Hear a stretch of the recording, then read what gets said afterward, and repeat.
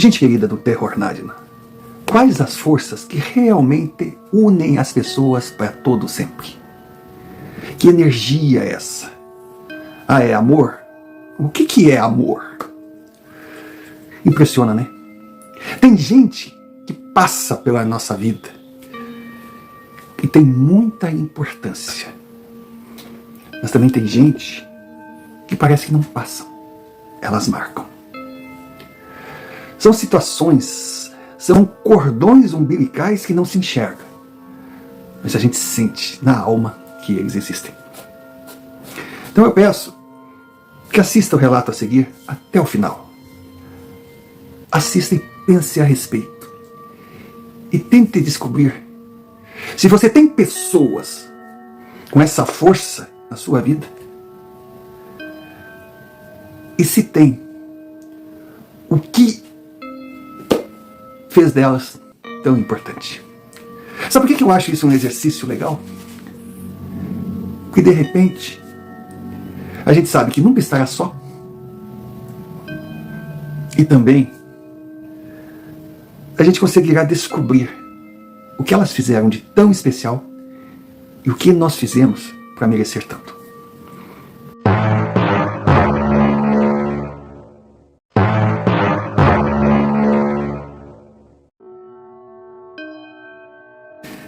Senhor Romário, meu nome é Augusto. Guto para os amigos. O senhor pode me chamar de Doutor Augusto. Desculpa. É brincadeira. Eu sou daqueles bobalhões que perdem um amigo, mas não perdem a pena. Claro que eu não sou doutor, e mesmo que fosse para o senhor, eu seria simplesmente Guto. E apesar de não conhecê-lo pessoalmente, aprendi a admirar o seu trabalho e aprendi a conhecer alguns detalhes da vida através de suas mensagens. Então eu sou o Guto. O Guto que cresceu numa família composta de pai, mãe, irmã e ela. Ela, a minha avó. A minha avó era uma figura.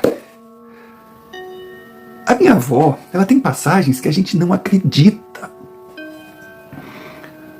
A minha avó, mãe da minha mãe. A avó Zequinha. Claro que não é esse o nome dela, mas ninguém a conhecia por outro nome. O meu avô eu não cheguei a conhecer, ele faleceu antes de eu nascer. Mas meu avô era o Zecão. Era um alemão, sabe aquele alemão? Parecia um poste. Alto, forte, olho azul. Sabe aquele que a gente costuma brincar? Grande, vermelho, forte, bonito, saudável. Bota a mão no coração, dá um pulinho para trás, já era. Porque se o meu avô caísse na mão de um nutricionista, das duas uma, ou o nutricionista enlouquecia ou mandava matar o meu avô antes que o colesterol fizesse o serviço. Porque ele era aquele que bebia, que fumava, que gostava de carne gorda, que gostava de noitada, se alimentava muito mal, não interessa o parâmetro, a regra seguida, ele não cumpria nenhuma, e trabalhava igual um alucinado. Segundo consta, o vô Zecão morava na mesma rua da minha avó. E naquela época que moça de família, prendada, tinha que ter toda aquela conduta, toda, sabe, aquela rigidez. Se gostasse do rapaz, tinha no máximo que ficar podia olhar assim, ó. E olha, sem virar muito o pescoço. Foi bem naquela época. A minha avó, ela arrastava um bonde pra cima do Zecão. Só que detalhe, ela tinha 13 anos e ele 18. Hoje seria uma coisa assim totalmente, sabe, até crime. E o meu avô sempre foi muito educado, segundo consta, respeitador, aquele sujeito dentro da regra. E ele fazia, na época, aqueles serviços para a vizinhança, corta um galho de árvore, vem aqui carpir, vem alimentar os bichos. Ele fazia os bicos dele. E assim ele ganhava o dinheirinho dele. Era um menino muito admirado. E diz que tinha um galho que estava ameaçando cair no telhado da casa do meu bisavô. E o vozecão foi lá, estava fazendo o trabalho e foi convidado, porque era um menino conhecido, de família conhecida, e foi convidado para almoçar. Quando eles estão almoçando, a minha avó chegou da escola e disse: nossa, ele está aqui. Aí disse que a minha bisavó deu um cutucão nela: te comporta, menina. Aí a cadeira que a minha avó sentava era do outro lado da mesa, aquelas mesas grandes, sabe? Tradicionais nas casas. As casas do interior naquela época. Então, o fogão de barro, aquelas panelas de ferro. Minha avó não se fez de rogada, não. Pegou a cadeira e sentou do lado do então visita, né? Meu bisavô olhava, sabe, com aquele olhar assim: essa menina tá me envergonhando, bancando uma assanhada. Quando esse menino for embora, ela vai ouvir, vai no meio do almoço. Sabe aquele almoço que só os homens falam, as mulheres escutam, aquela coisa toda? Que a avó Zequinha não se fez de rogada, olhou pro meu futuro avô e disse: como é que é, ô frouxo? Vai pedir o meu pai para me namorar ou vai ficar nessa enrolação? O avô se engasgou. Meu bisavô disse: que é isso, menina? Isso são modos de uma moça de família? Vai! Sai da mesa! Vai pro teu quarto. Ela olhou: eu vou. Mas só depois que soubesse que esse banana tomou uma decisão. Ele sabe que eu sou louca por ele e que eu vou casar com ele. Nossa. Meu avô só faltou tirar a cinta ali naquele local e dar modos para a filha. Mas no meio daquela confusão, daquele constrangimento, era uma família cheia de filhos, né? Tinha os irmãos da minha avó, as irmãs, umas riam, outros assim, outros, sabe? Aí tava aquela confusão toda, de repente, o vozecão disse assim: ó, eu quero. A meu bisavô estava gritando com a vozequinha, parou: o senhor quer o quê? Eu quero namorar sua filha. Eu também gosto dela. Eu gosto dela há muitos anos. Mas eu não sabia que ela gostava de mim. Senão eu pedia, meu bisavô: mas pediu o quê, rapaz? Ela tem 13 anos, mal saiu da fralda, tu já é homem de exército, tu tá desrespeitando a minha casa. Meu vozecão disse: não, senhor. Eu estou dizendo que eu quero namorar a sua filha, mas tenho consciência que ela é muito jovem. Mas se o senhor me der autorização, e se ela assim o desejar, eu espero até que ela tenha idade para namorar. Diz que a vozequinha deu um grito: eu sabia, pai, eu sabia. Ele só não tinha coragem, mas eu sabia. Minha bisavó não sabia onde enfiar a cara. Meu bisavô olhou pro Zecão e disse: senhor, por favor, se retire da mesa. Mas não estou lhe mandando embora, não.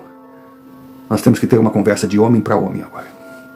Nossa, se fez aquele silêncio. Porque a princípio todos pensavam que o meu bisavô ia expulsar o menino de casa, ou da casa. Foram por debaixo de uma seringueira que tinha no pátio daquela casa. Era um mini-sítio. Conversaram por alguns minutos. Aí retornaram. Meu bisavô olhou para a avó e disse: nós concordamos que ele pode vir aqui visitar vocês conversarem, mas se essa ideia louca não mudar, quando você completar 15 anos, vocês poderão namorar. Sabe, foi aqueles cochichos, aquelas coisas assim, né? Minha avó disse: mudar, mas não vai mudar nunca, ele vai ser meu marido, eu espero sim, eu, a partir de hoje, podem me chamar de senhora Zequinha. E foi o que aconteceu. Ela fez 15 anos, começaram a namorar, e quando ela completou 16 anos, eles casaram. Casaram, e foi aquele casal apaixonado, aquele poste de 1,90 m, aquele catatauzinho de mulher. Ela mandava nele, que disse que era uma piada. Mas ela dava uns berros, ela era uma cara, sabe, jovem, meio enlouquecida. Aí muitas vezes meu bisavô disse pro vozecão: como é que você suporta isso? Você quer passar por frouxo que a sua mulher manda? Eu vou dizer: mas ela manda mesmo. É. Diz que o casal era lindo. Aí o tempo passou. E num desses dias assim, que a minha avó não conseguiu esquecer nunca, o vozecão, nos fundos da casinha deles, que era tudo perto ali, estava trabalhando, arrumando umas coisas na cerca. Ele só deu berro e caiu. Quando chegaram para socorrê-lo, ele já havia partido. A minha avó, depois daquele dia, se fechou. Mas não de ficar de mau humor, não de brincar, não. Mas ela se dedicou às duas filhas, a minha tia Laura e a minha mãe Marisa. O tempo passou e a minha mãe conheceu o Elton. Foi um namoro rápido, eles casaram e desse casamento eu nasci. Agora, você sabe aquela história assim, que sogra e genro se dão bem, mas tem aquelas diferenças? Sabe aquela coisa assim, quando a mulher chega e diz: ai, minha mãe vem passar uns dias com a gente, o genro já fica meio... Pois é, seu amor. O meu pai já era de uma família assim de posses, já tinha um pouco mais de dinheiro. E recém-casado, pouco depois da lua de mel, a minha avó, Zequinha, depois de tanta insistência, foi morar na casa da minha mãe, na casa do meu pai. E tinha momentos que a minha mãe morria de ciúme, se sentia deslocada, de tanto que meu pai adorava a minha avó Zequinha. E eu cresci com a minha avó na nossa casa. Bom, não sei dizer exatamente o que ela era dentro da família. Ela era a mãe da minha mãe, era a mãe do meu pai e era a minha mãe-vó. Era impressionante. A minha avó, eu guardo assim, como é que eu vou dizer, lembranças das molecagens dela, que era algo absurdo. Bom, tem um que eu lembro, eu tinha ali meus 12 anos, e nós fomos numa feira gigantesca, uma festa linda, e a minha avó disse que não queria comer comida de feira, não, que comida de feira lembrava a comida que ela comia todo dia, ela queria ir num restaurante. Não, ninguém entendeu, mas nós vamos sair dessa festa aqui, eu quero ir num restaurante, eu quero comer comida de festa, não. Aí perguntou ali com o pessoal da feira qual é o melhor restaurante da cidade. Aí eles falaram, os dois: ó, esse aqui é muito bom, vocês vão comer bem mesmo. Esse aqui é tão bom quanto, agora esse aqui é uma fortuna. Esse aqui é para os ricos da cidade, esse aqui é para o povo. Minha avó olhou e disse: eu caí no rico. Aí meu pai já ficou meio assustado, que poxa, estávamos todos ali, sairia a cara, ele olhou pro meu pai e disse: ó, meu genro filho, fique tranquilo que eu pago. Era assim que ela chamava meu pai, genro filho. E fomos no tal restaurante, mais um requinte. E olha, quando nós chegamos, as nossas roupas assim não eram muito finas, não. Se bem que era um período de festa, ninguém estava nas altas elegâncias, se bem que o rico sempre tem um jeito diferente, né, de vestir.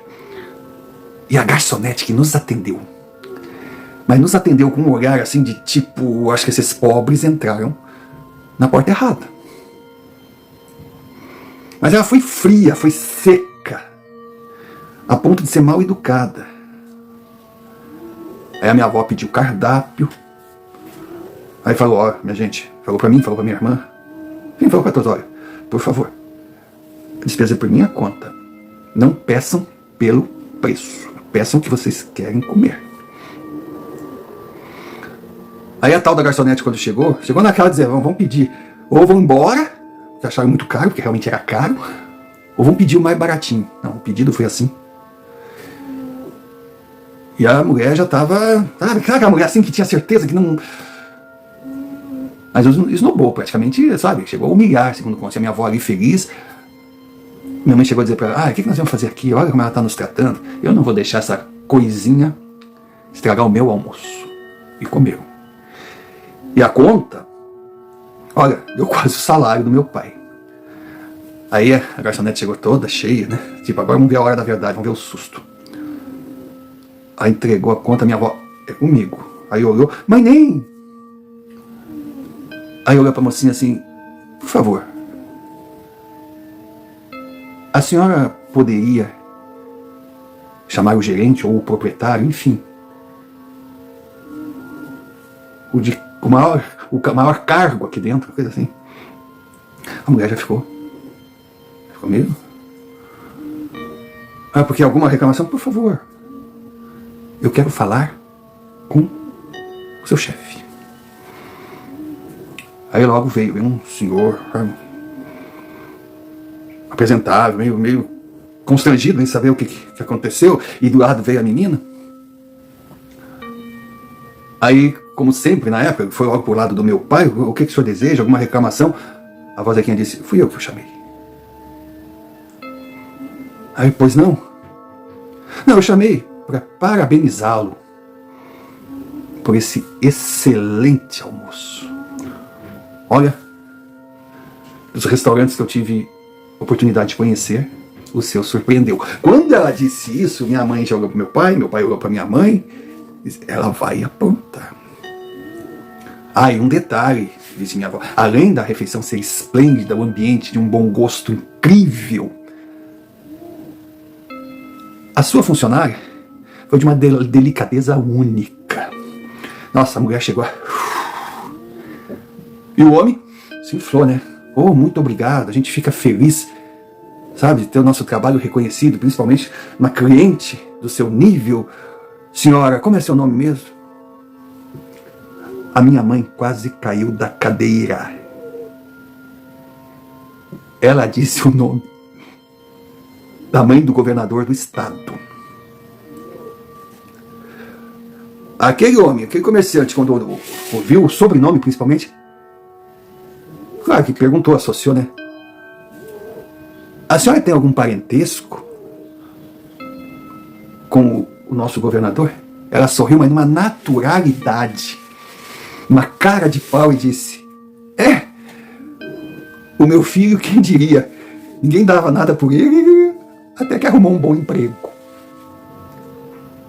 Senhor Romário, a sequência foi: o homem conseguiu uma máquina de fotografia que sempre tinha ali, para de repente aquelas celebridades que chegassem, né, registrar a presença. Tiraram fotos da nossa família, tiraram fotos dela com os proprietários, veio o maître, foi assim. E outra coisa, não cobraram o almoço, agradeceram a presença com o verdadeiro, ou volte sempre. Aí a minha avó ainda fazia, não, poxa, a gente faz questão, né? Se eu soubesse que o senhor teria essa iniciativa delicada, muito obrigado, muito gentil, eu nem diria que o meu nome, coisa. Não, tudo bem. Então ela falou, não, mas eu faço questão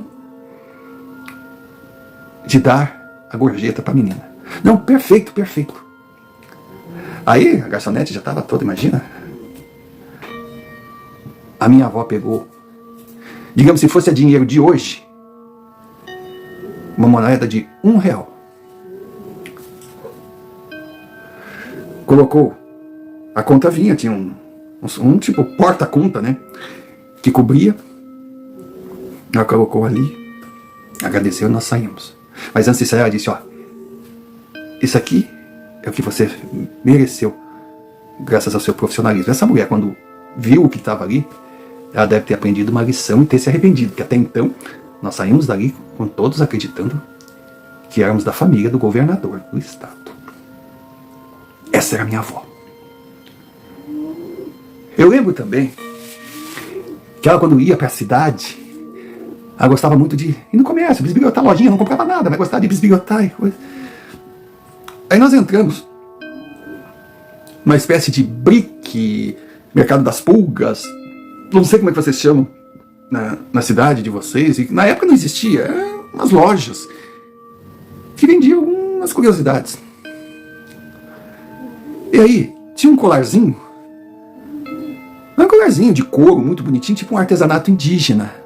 Mas tinha assim uma série.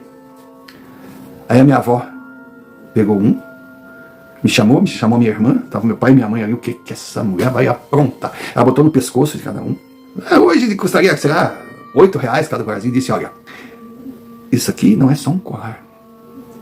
Isso aqui é um símbolo da tribo. Aí começou a inventar nome de tribo, de pajé, do raio. Ela fez aquele discurso que a vendedora olhava assim meio assustada, vendia aquilo como enfeite, como penduricário. Nossa! Aí de repente a minha mãe chegou para ela e disse, poxa mãe, não faz isso. Não mente para os seus netos. Eles vão guardar isso aí como se fosse uma relíquia, como se fosse... Isso é artesanato. Ela olhou para mim, olhou para minha irmã, olhou para a vendedora e disse, não repare, eu fiz de tudo para dar estudo e conhecimento para minha filha, mas tem certos assuntos que ela realmente desconhece. Bom, minha irmã e eu, nós saímos com aquele colarzinho no peito. Aí o meu pai chegou para minha mãe e falou, mas tu vai chamar a atenção da tua mãe? Ai, tem horas que eu perco a paciência. Mas ela só vai te fazer passar vergonha. Não aprendeu a viver com ela ainda. Vai ser muito puxa-saco dela. Eu disse, não. Eu sou um felizardo de poder ter, depois de velho, a mãe que a minha vida me tirou quando criança. Essa era a vozinha. Ela era a alegria da casa. Ela era o elo.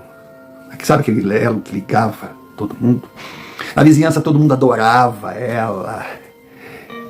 Quando na padaria que tinha perto saía um doce diferente, o dono da padaria mandava o funcionário lá em casa para avisar para ela.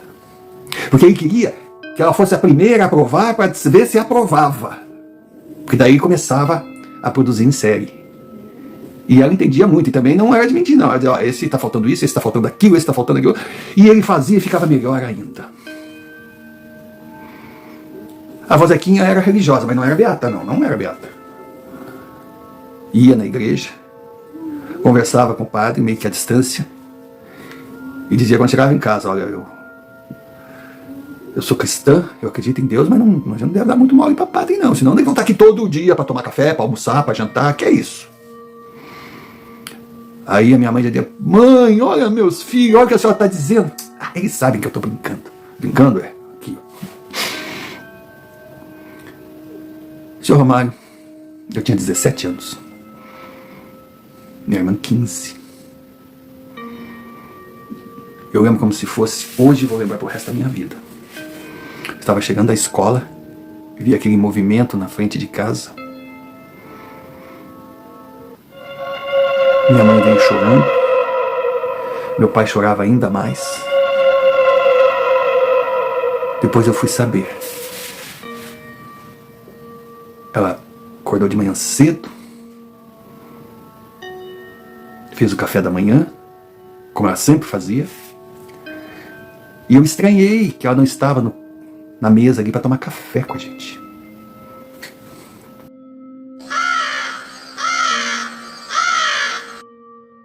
Pausa para um pedido, necessária por ser muito importante para o canal.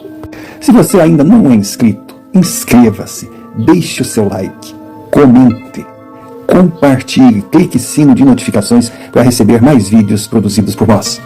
E se achar que merecemos, envie-nos um Pix, QR Code na tela, como também a chave. Você escolhe o caminho. Qualquer quantia será bem-vinda. Importante também é que você lembre de hypar o vídeo. E se desejar se associar à Confraria Nadina, será muito bem-vindo. Seja membro por apenas R$ 4,99. Em troca, nós não temos muito a oferecer, mas já existe uma grade de vídeos extras exclusivos para os membros. E é claro que não podemos deixar de agradecer sempre aqueles que enviam os seus relatos via e-mail, o e-mail que está aqui na tela. São essas experiências o combustível que move a engrenagem. Dado o recado, voltemos ao relato. E desde já deixamos o nosso muito obrigado. Muito obrigado por estar aqui, por ser o Nadina, pois você é a razão do canal existir. Fiz o café da manhã como ela sempre fazia. Aí nós todos reunidos tomamos o café. O café, tá, a vozequinha? Era o café. Era hora de reunir a família, de ficar escutando o rádio. Ali tinha linguiça, ali tinha ovos, ali tinha pão caseiro, ali era o café. O padrão do vozecão. Aí íamos já sair, eu ia para o meu trabalho, eu já estava trabalhando, a minha irmã ia para a escola, meu pai ia trabalhar. Aí ela levantou, deu um beijo em todos nós, minha mãe já ia, o que ela vai aprontar? Aí chegou na ponta da mesa e disse, eu amo vocês. Vocês são e serão sempre a minha família. Meus filhos, meus netos. Vale para você também, meu genro filho. Mas o Zecão veio conversar comigo essa noite. E ele disse que está na hora da gente voltar a viver junto. Nossa, minha mãe olhou para o meu pai, eu olhei para minha irmã, a gente se assustou. O que está acontecendo com a avó? Minha mãe, para mãe, o que a senhora está falando? Vai assustar as crianças? Não tem que assustar não. É natural. Aí ela foi, saiu, lavou a louça toda, como fazia sempre, limpou o quarto dela, arrumou o quarto dela, isso tudo a minha mãe me contando quando eu cheguei da escola. Ela tinha uma cadeira de balanço no lado da cama, sentou naquela cadeira. E ali foi encontrada sem vida pela minha mãe.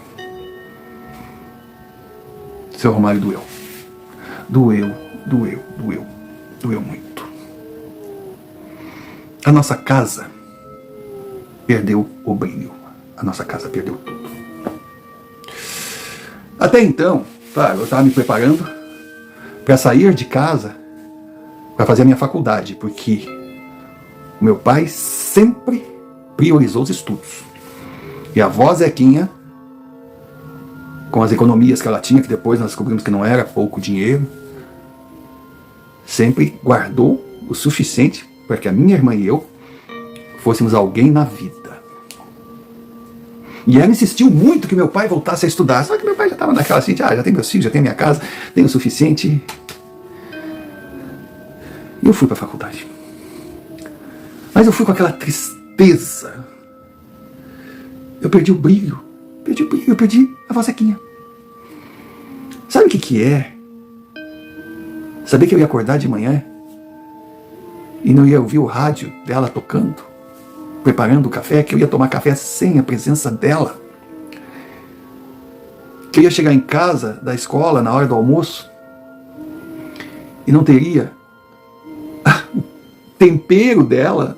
Tudo que ela fazia, o feijão era diferente, a batata era diferente. A minha mãe cozinhava bem, meu pai, o churrasco era um cão, mas nada se comparava com ela. Eu não teria as histórias dela, muitas repetidas, falando do tempo do vozecão, e eu não teria as presepadas dela. Não teria mais minha avó. Foi triste. Foi triste, mas eu tinha que bancar o forte para tentar levantar meu pai e minha mãe, que estavam destruídos. A minha irmã que me chamou a atenção. Eles estão velhos, nós que temos que aos poucos descobrir que somos os pilares da família. A vozequinha vai deixar muita falta, mas ela foi embora, agora é com a gente. E quando eu fui para a cidade para estudar, depois daquela postura da minha irmã, que até então eu via como uma menininha, eu fiquei mais tranquilo por saber que meus pais estavam em boas mãos. É incrível, né? Essa noção de idade que a gente tinha, que todo mundo tem quando é jovem. Nossa, meu pai era 40 e poucos anos, minha mãe também. Eram jovens, mas para nós já eram os nossos velhos.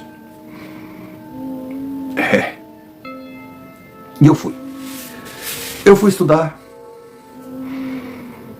Morava numa república muito legal, pessoal animado, pessoal, sabe, uma turma muito boa, mas eu era o diferente, eu era o deslocado. Primeiro eu era roceiro, eu vim do interior. Eu era caseiro, não tinha aquela malandragem deles, sabe, aquela coisa. E eu tinha aquela tristeza também, aquela falta da vozequinha. Mas aos poucos eu fui me entrosando. Era uma turma muito gente boa mesmo.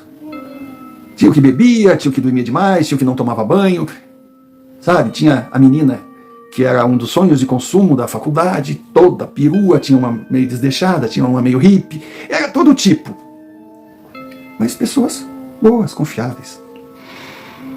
Nunca aconteceu de sumir uma barrinha de chocolate, uma bala de dentro da geladeira, de dentro do armário. Todo mundo respeitava o que era de todo mundo. Não tinha essa coisa de precisar anotar, sabe? Dividir em gavetas. Essa parte da geladeira é minha, aquela ali é tua. Não. Era tudo dividido e tudo respeitado. Ninguém pegava nada sem autorização. Isso numa república é tudo. Quem viveu essa experiência sabe. Que essa história de dizer, não, vamos juntar uma grana, a gente compra. Não, cada um tem que ter a sua. E daí começa, um gosta de margarina sem sal, o outro gosta de margarina com sal, um gosta de café tradicional, o outro gosta do café extra forte. Então cada um tem o que é seu. E tinha uma menina, a Anitta. A Anitta era uma menina, digamos assim, sem uma característica. Era uma menina normal. E ela se aproximou de mim, foi uma das primeiras. Um dia nós conversando na varanda, ela perguntou por que eu tinha aquele olhar distante, aquele olhar triste, vazio. Aí eu falei, é que eu ainda não consegui absorver a perda de uma pessoa que eu amava muito. Aí falei sobre a avó Zequinha. Falei que depois que ela faleceu, a nossa casa não foi mais a mesma. Falei que eu estava me sentindo aí sozinho no mundo. Enfim, falei essas coisas assim, ela ouviu. Ela tentava me botar para cima. Aí em outra república morava o Eduardo. O Eduardo estudava praticamente na mesma sala que eu, que fazíamos o mesmo curso. Ficamos amigos. Enfim. A Anitta se dava bem comigo, eu gostava dela. O Eduardo virou um grande amigo meu, mas os dois não se cruzavam. Não por ela, mas mais pelo Eduardo. Ele olhava pra mim, já um cara de cidade, coisa. Menina estranha, eu digo, não tem nada estranho, tu viu? O jeito que ela te trata e me trata. Aí eu já pensei, será? Tu acha que ela tá interessada em mim? Eu gostei da ideia, eu tava gostando da Anitta. Ele disse, pô, parceiro, tu é meu amigão, mas eu não sei se é só isso, não. Mas... Então nós nunca saíamos assim, os três. Não, ou eu saía com o Eduardo ou eu saía com a Anitta. E eu achava estranho que a Anitta saía com as outras meninas, saía com os outros meninos, mas... tudo bem. Aí teve uma noite, uma quarta-feira, que a Anitta veio me convidar. Se eu não queria fazer um programa com ela no final de semana. Sabe, aquilo meio que me assustou. Aí eu já lembrei, tudo lembrava a voz Zequinha lá. Aí a voz Zequinha intimando o frouxo que não toma iniciativa. Mas eu pensei que era um convite assim, tá, claro, a princípio, né? Que aquela menina ia querer com um cara que nem eu. Amizade, tudo bem, mas... Aí eu, pô, legal, aí nós podemos ir, sabe? Eu vou falar com o Eduardo também pode. Aí disse, não, eu não quero que vá ninguém. Só nós dois. Eu disse, opa, isso aí tá ficando sério. Ela riu pra mim assim, quem sabe? O tempo vai dizer. Mas eu perguntei então, por que não podia? Por que tinha que ser só nós dois? Ela falou, não, é o seguinte, é um amigo meu, ele está lançando um livro, mas não é uma leitura que eu acho que os outros vão gostar. Aí eu perguntei, mas quem te garante que eu vou gostar? Ela, não, claro, ninguém, mas eu vejo que você sempre tem o seu livro de cabeceira, você está sempre lendo. Isso, de fato, foi uma coisa que eu aprendi com a minha mãe. Ela dizia que a leitura era tudo. E foi quando a Anitta disse, mesmo que você não goste, eu não queria ir lá sozinha. Que é uma rua meio estranha, coisa. E eu tenho certeza que, mesmo que você não goste dos frequentadores, você vai respeitar. Eu disse, poxa, obrigado pela consideração. Foi legal, né? A gente que chega assim diferente, eu estava aqui sei lá, era o 3º ou 4º mês que eu estava naquela república. Aí começar, sabe, a entrosar é complicado, são pessoas diferentes, e eu era retraído. Então eu me senti bem, claro que aceitei. Na sexta-feira saímos, pegamos o ônibus e fomos a tal rua. Realmente, quando ela disse que a rua era retirada, era retirada. Era lá, tipo, 200 metros depois do fim de mundo. Era uma rua meio estreita, não é que fosse assim aquela coisa assim de assustador, tipo favela. Não. Era até umas casas grandes, uma arquitetura bonita, mas muito estranho, sabe? Com as ruas estreitas, com paralelepípedo. Mas era tipo 7h30, 8h. Eu achava engraçado que não tinha gente assim. Mas na rua maior, eu percebi que tinha muitos carros estacionados, carros bons. Porque naquela ruinha pequena não dava para entrar. E nós fomos indo. Aí chegamos numa casa, era uma construção antiga. Sabe aquela coisa Brasil colonial?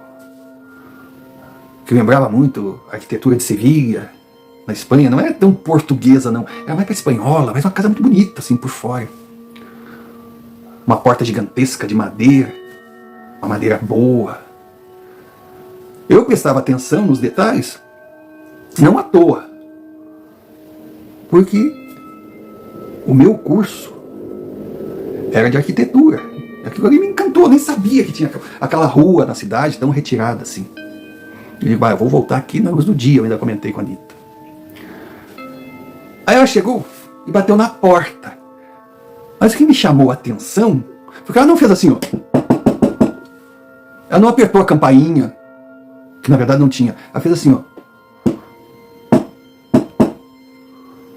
Parou um pouco. Estranho. Muito estranho. Aí quando abriu a porta, um senhor elegante, fino, deu boa noite. Nós entramos por aquela porta assim, aí tinha uma passarela de pedra até chegar. Aí que eu reparei que tinha um corredor gigantesco. E depois desse corredor tinha outra porta que dava num salão lindo. Coisa de filme mesmo. Eu olhava aquilo. Foi quando a Anitta olhou para mim e disse, seja bem-vindo.